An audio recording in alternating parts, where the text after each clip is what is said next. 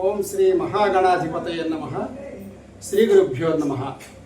వాస్తునాథాయ విద్మహే చతుర్భుజాయ ధీమహి తన్నో వాస్తు ప్రచోదయాత్. కాయ్ టీవీ మీడియా ప్రేక్షకులకు నమస్సుమాంజలి.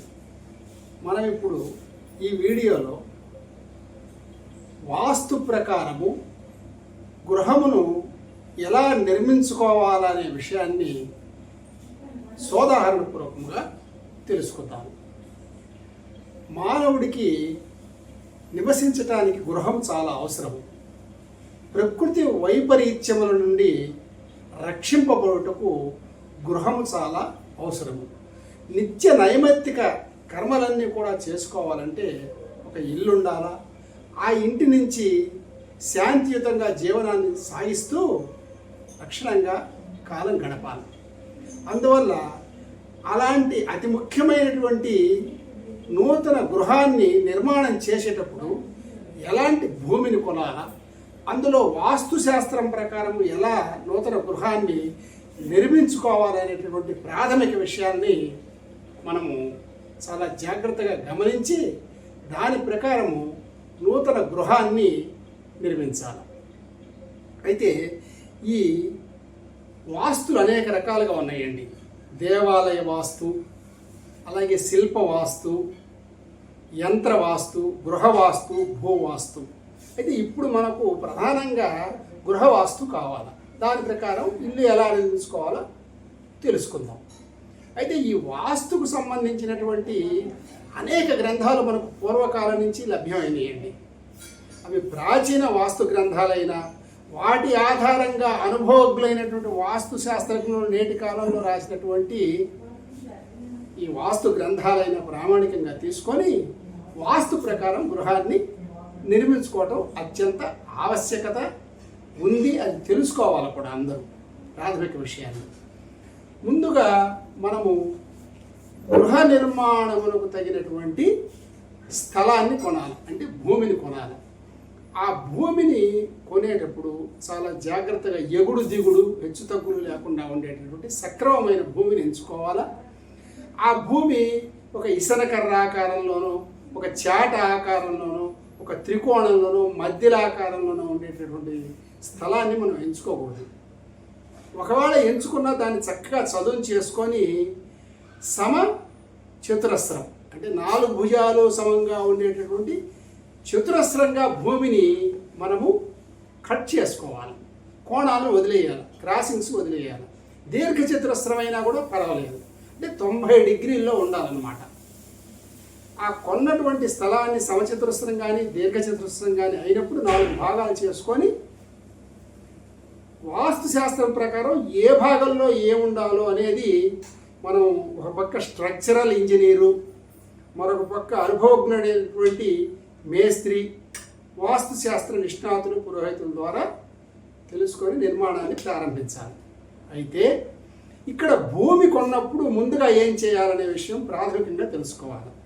మనం ఏ భూమి అయితే కొంటామో ఆ భూమిలో ఉప్పు నీరు, కషాయపు నీరు లేకుండా పరీక్షించి తీసుకోవాలి. ఎందుకంటే అలాంటి చోట ఆ ఇల్లు కడితే ఎక్కువ మనుగడ ఉండదు ఉప్పు నీటితో కడితే. ఒకవేళ కట్టవలసిన పరిస్థితి వస్తే దూరంగా నుంచి ఎక్కడి నుంచినా మంచినీళ్ళు తెచ్చి కట్టుకోవాలి. ఒకటి, భూమిని కొన్న తర్వాత చక్కగా సమచతురస్రంగా అన్నిటి సరిదిద్దుకొని ఆ ఇంటి చుట్టూరు 4 వైపులా ఖాళీ స్థలం ఉండేది చూడాలా. ముఖ్యంగా వాస్తుశాస్త్రం ఏం చెప్తుందంటే కొంచెం ఈశాన్యం పెరగాలని చెప్తుంది. అంతేగాని మళ్ళీ విపరీతంగా పెంచుకుంటూ పోతే అది మళ్ళీ ముక్కోణం మారిపోతుంది. అందువల్ల 1-2 అంగుళాలు మాత్రమే శాస్త్రరీత్యా పెంచుకోవాలన్నమాట. పెంచుకొని ఈశాన్యంలో, అంటే తూర్పు ఉత్తరము కలిసిన ఈశాన్య ప్రదేశంలో శంకుస్థాపన చేసుకోవాలి. అయితే ఈ శంకుస్థాపన కన్నా ముందు మనం ఏం చేయాలంటే ఈ భూమికి మధ్యలో భూమి పూజ చేయాలి. ఉపరితలాల్లో దీన్ని సంప్రోక్షణ అంటారు. కూష్మాండ బలిదానం ఇవ్వాలి. చేసుకునేటటువంటి కార్యక్రమం చేసుకునే దంపతులు తూర్పుగా కూర్చొని విఘ్నేశ్వర పూజ, పుణ్యవాచనం, స్థల భూభాండ ఆత్మశుద్ధి అని చెప్తా కదా మంత్రం, అది చేసుకొని సంప్రోక్షణ చేసుకొని అక్కడ ముఖ్యంగా వేద పండితుల చేత భూసూక్తం చదివించాలి. భూమి కదా. ఇలాంటి కార్యక్రమాలన్నీ అయిన తర్వాత ఈ ప్లానింగ్ అనేది, ఆ ఇల్లు నిర్మాణం చేసుకోవడానికి మీరు వేసుకునే ప్లానింగు ముందు ఏర్పాటు చేసుకొని సరిగ్గా నిర్ణయం చేసుకొని ఆ తర్వాత ఈశాన్యం వైపు గోతి తవ్వి అక్కడ శంకుస్థాపన చేయాలి. ముందు శంకుస్థాపన చేసి తర్వాత ప్లానింగ్ తీసుకుంటే తేడాలు వస్తాయి, కోణాలు తప్పు వస్తాయి. అది గమనించాలి, మళ్ళీ సరి చేసుకోవాల్సి వస్తుంది. ఇది ప్రాథమికంగా తెలుసుకోవాలి. అయితే చతురస్రం కానీ సమచతురస్రం కానీ ఉన్నటువంటి ఆ స్థలానికి ఉత్తరము తూర్పు స్థలం ఉండాలండి, ఎక్కువ ఉండాలి. పరమట దక్షిణము కొంచెం తక్కువగా ఉండాలి. ఇది ప్రాథమికమైన విషయము. ఇక మిగతావన్నీ మనకు సహజంగానే తెలిసినవి. ఆగ్నేయంలో వంట ఇల్లు, అలాగే ఈశాన్యంలో దేవుడి యొక్క గది, ఇలా ఎక్కడ ఏది ఉండాలో అనుభవజ్ఞులైన వాస్తు శాస్త్రజ్ఞుల ద్వారా ఆ దిశను బట్టి మనం నిర్ణయించుకుంటాం. తర్వాత ఈ శంకుస్థాపనకు అతి ముఖ్యమైనవి ఏంటంటే ముహూర్తం అండి. ముహూర్త బలం ఉండాలి, లగ్న బలం ఉండాలి. భార్యాభర్తల యొక్క నక్షత్రం కానీ పేరు ఫలాన్ని గట్టి కానీ సరి అయినటువంటి ముహూర్తాన్ని పెట్టుకోవాలా. ముఖ్యంగా చైత్రమాసం నుంచి పాల్గొన మాసం వరకు మనకున్న 12 నెలల్లో వైశాఖం, శ్రావణం, కార్తీకం, మాఘ పాల్గొనాలు ఈ నెలల్లో మాత్రమే గృహ నిర్మాణం ప్రారంభించాలని వాస్తుశాస్త్రం తెలియజేస్తున్నది. అలాగే వారాలు వచ్చేటప్పటికి మనకు బుధ, గురు, శుక్రవారాలు ప్రధానంగా చెప్పారండి.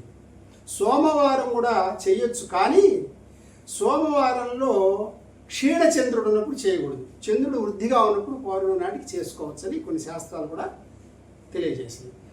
కాబట్టి ఈ వాస్తుశాస్త్ర విధానాలన్నీ మనకు మహానుభావులైనటువంటి వరాహమిహిరుడు, భోజుడు, మయుడు, విశ్వకర్మ, అగస్త్య సంహిత, ఇలాగ అనేక సంహితల నుంచి, సంహిత గ్రంథాల నుంచి,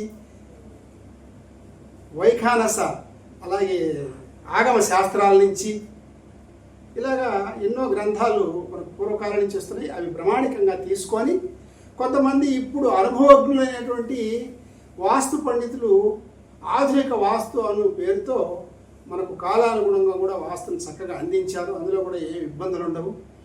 అయితే నూతన గృహ నిర్మాణం చేసేటప్పుడు మనం ఇంకొక ముఖ్యమైన విషయం కూడా తెలుసుకోవాలండి. ప్రధాన ప్రవేశ ద్వారం సింహద్వారం. ఈ సింహద్వారాన్ని మనము ఏర్పాటు చేసేటప్పుడు అది ఏ దిశలో అన్నా మీరు ఏర్పాటు చేయండి. దానికి ఎదురుగ్గా మహావృక్షాలను పెంచడం కానీ, అడ్డుగా ఏదైనా అడ్డుకట్టలు కట్టడం కానీ, అలా గోతి తవ్వటం కానీ అలా చేయకూడదు. సింహద్వారం ముందున్న గడప ఎత్తుగా ఉండి హాల్లోకి లోతుగా ఉండి దిగకూడదండి. అది కలిసి రాదు, శ్రేయస్కరం కాదు. ఇది వాస్తుశాస్త్రం చెప్తున్నటువంటి ప్రాథమిక విషయం. కాబట్టి వాస్తు ప్రకారం ఇల్లు నిర్మించుకునేటప్పుడు అన్నిటికన్నా కూడా సింహద్వారం కొంచెం పెద్దదిగా ఉండాలి. మిగతా అవన్నీ సమంగా ఉండాలి. 2, 4, 6, 8 ఆ విధంగా కిటికీలు కానీ లేదంటే ద్వారాలు కానీ అలా ఏర్పాటు చేసుకోవాలి. ఇవన్నీ ప్రాథమికంగా అందరికీ తెలుసు. తెలియని వాళ్ళు తెలుసుకొని ఆ విధంగా అనుసరిస్తే అలా కట్టుకున్న ఇంటిలో ధర్మ, అర్థ, కామ, మోక్ష చతుర్విధ పురుషార్థాలను ఆనందంగా అనుభవిస్తారు. తర్వాత ఆయుర, ఆరోగ్య, ఐశ్వర్య, అభివృద్ధి, ధనకనక వస్తువాహనాలు సమృద్ధిగా చేకూరి ఆ ఇంట్లో ఆనందమయ శాంతిమయ జీవితాన్ని గడుపుతారని వాస్తుశాస్త్రం తెలియజేస్తున్నది. ఇంకా కూడా మనం వాస్తుశాస్త్రంలో చాలా నిష్ణాతులైనటువంటి పండితుల ద్వారా తెలుసుకొని వీధి పోటు, వీధి శూల లేకుండా, ముఖ్యంగా సింహద్వారానికి ఎదురుగా వీధి లేకుండా చూసుకొని పెట్టుకోవాలండి. ఇలాగా మనకు ఇవన్నీ కూడా ప్రాథమికంగా తెలుసుకోవాల్సిన విషయాలండి. ఇంకా కూడా మనకు చాలా చాలా వాస్తు విషయాలు ఉన్నాయి. ఇవి ప్రధానమైనవిగా అందరూ కూడా భావించాలి. మరికొన్ని ముఖ్యమైన విషయాలతో మనకు వీడియోలో కలుద్దామండి. అంతేకాకుండా ఈ శంకుస్థాపన పూజా విధానం ఎలా చేయాలో తర్వాత వీడియోలో తెలుసుకుందాం. సర్వే జనా సుఖినో భవంతు. స్వస్తి. మరిన్ని అప్డేట్స్ కోసం మా కాయ్ టీవీని సబ్స్క్రైబ్ చేసుకోండి. మా వీడియో కనుక మీకు నచ్చినట్లయితే లైక్ చేయండి, షేర్ చేయండి. మీ విలువైన అభిప్రాయాలను కామెంట్ బాక్స్లో తెలియజేయండి.